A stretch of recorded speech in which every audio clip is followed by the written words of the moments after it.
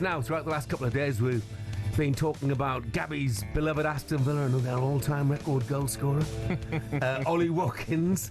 And a lot of serious links with Watkins. Man United, of course, they've been linked with Watkins looking for a new number 9. I mean, maybe Benjamin Sesko is going to be the man who comes in there. Watkins and Emery had their differences last season, particularly after Marcus Rashford arrived. Watkins benched for their Champions League quarter-final, with Rashford, who was only on loan preferred, and Watkins spoke out about his displeasure over that decision. Now, Ballon d'Or winner Michael Owen joined the breakfast show on Wednesday at Goodwood and spoke about what he would do if a manager treated him like that. That's a scar forever for me. If a manager did that to me, I mean, I can't help it. I want to play in the big games, and if I felt as if I've contributed, and he has over the last few years, if you then get dropped for the biggest game of all, the biggest game in the club's history in recent history anyway, that's a dagger to the heart. And you can't forgive and forget that.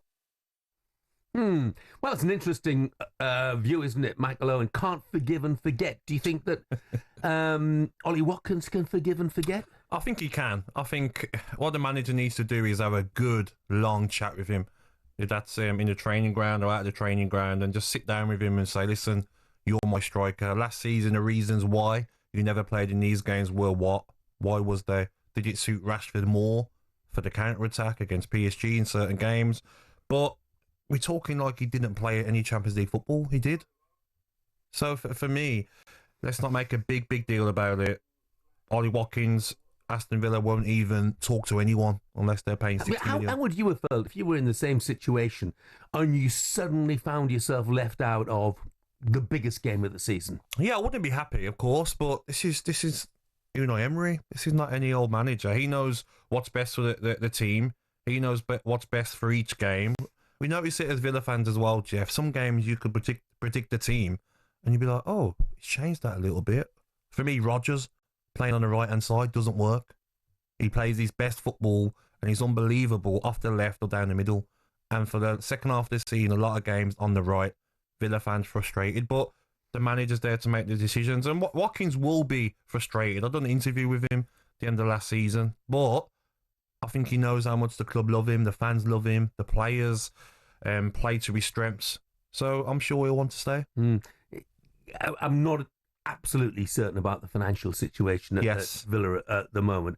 Is there a question about whether the club need to sell him if they're going to bring in reinforcements? I think it all depends on the amount you'd get, Jeff, because there's no point selling Watkins for 40 million. What are you going to do with that? How much is it going to cost you to replace him? He's our only striker. So you've got to look at it as you sell him, then who are you going to go and get? What money have you got available to go and get a top striker? Who's out there? You want to go and win the Europa League next season? That's something that Villa are probably one of the favourites to go and do. Unai Emery's the manager, has won it numerous times. So you can't sell your top striker at the football club, one of your best players, to Manchester United unless the fee you're getting is ridiculous. I mean, in retrospect, was it a mistake to let John Duran go? No. I mean, every Villa fan loved him, but you can tell that he probably was a bit of a problem around the club. The manager probably didn't really like some of the games I was watching, Jeff, and I was at Villa Park, and he's throwing his arms up at the manager, and I'm thinking, Unai Emery would have had this with Mbappe and Neymar at PSG, and he would have hated it.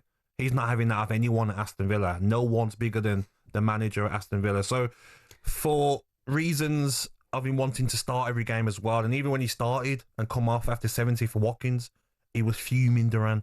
And there's a reason why he's left the Saudi Arabian club now as well, Jeff, to go to Turkey. It's a little pattern going on, isn't there? Yeah. Look, you sold Duran. You don't want to sell Ollie Watkins. But if the books need to be balanced, who is there to sell? Who could you see leaving the club? So, for me, I've worked at Aston Villa squad and players that they'll want to keep. Well, players that I reckon they will need to sell and want to sell. Moreno, I'm not sure how much you get for him. Yeah. He was at Nottingham Forest on loan last season. Didn't play much because of Nico Williams playing left back. But the one for me, Buendia, went on loan to Bayer Leverkusen. Didn't really work out for him. It would have been nice to get 20 to 30 million for him, but I don't know how much you get for him now. Maybe you get 15. Leon Bailey's the one that they were talking about. He was not at the levels last season. Signed a new contract last year. Was not at the levels that Aston Villa needed after selling Diaby the season before. Yeah. So he's the one that there was talk about Saudi Arabia. Right when the season finished, there was talk that maybe 40, 50 million pound from Saudi Arabian club would offer. That's not materialised. That's the one, Jeff, that I'm sure the manager's hoping that can come back. Ross Barkley? Oh, no, he's got to stay. He's in the midfielders. You've got Kamara, Tielemans, Onana, Barkley, and McGinn. Okay. That's your 5 centre mids. McGinn can play off the wing as well. They've got Louis Dobbin. He'll go out on loan, I could imagine. Not worth much. Samuel Illing Jr. as well. He could be sold or on loan. But there's not much in that squad that you want to sell that's worth a lot of money. Does there come a point, and I'm not suggesting you're anywhere near this point now, but does there come a point, if you're an Emery and you're thinking, look, we can't bring in the sort of level of players that I want to. We're having to sell players to balance the books. With my reputation over the last couple of years, I could go on and move elsewhere. Could you see a time when that might happen, that he might think, well, there will be a time, inevitably, when he thinks, enough is enough, I can't take the club any further? I think last season, how successful it was. I mean, the run they had in the Champions League, it was outstanding, and he got to spend money from the Champions League by getting Rashford and Asensio on loan. So them players did come. I think this season now, even if Aston Villa don't bring in any other players, he will look at it a competition that he knows how to win, Jeff. Yeah. The Europa League, a club that's in Europe. That's big for him, managing a club that's in Europe. So I don't see him. He's got the club in his hands. Everyone around the club worked for Unai Emery, even the sporting directors above him. Emery's more powerful than them even. So the owners that give the club to Unai Emery, and it might be a bit frustrating month for Villa fans looking and seeing, there's not much going on. But behind the scenes, Jeff, they'll have plans. Even if there's like a Leon Bailey, Buendia, Moreno, Louis Dobbin, Samuel Illing Jr. bringing 60, 65 million between them. But like you says, what player do you sacrifice? Yeah. Emi Martinez is getting on a bit now. If you got a silly offer for him of 40, 50 million, do you look at that and get a younger keeper? Been a lot of rumour about that. Exactly. So no fans want to see Watkins or Martinez go, but like you says, if you've got to balance the books to bring in other players, because we need another left winger, Jeff, need another top striker.